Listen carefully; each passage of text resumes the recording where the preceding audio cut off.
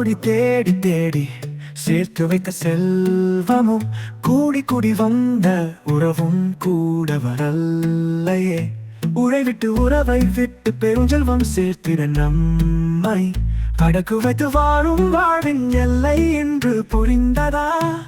இறைவன் தந்த பூமியிலே நமது தேவை நிறையது.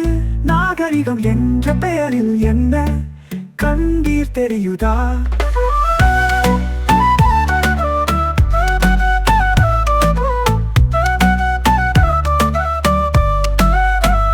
உணவு உடை இருப்பதற்கோ ஓரிடமே போதுமே என்ற எண்ணம் கொண்டிருந்தால் தொல்லை ஏதும் இல்லையே. தப்பி மீண்டும் வாழ்விருந்தால் உணர்ந்து வாழ முயலுங்கள். முழுவதுமாய் இயற்கையோடு இணைந்து வாழ நினையுங்கள்.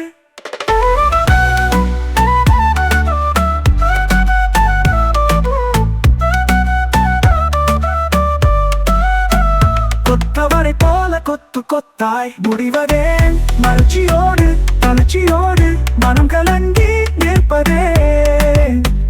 தன்னை தானே சிறைப்படுத்தி தனிமை துயர் கொள்வதேன். விடியல் இன்று வரும் என்றே காத்து நானும் இருப்பதேன்.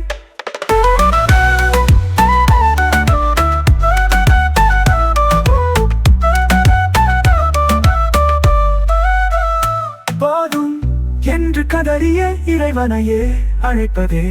தேவை சுருக்கி வாழ்வை பெருக்கி நல்லதொரு வாழ்க்கை நம் தலைமுறைக்கே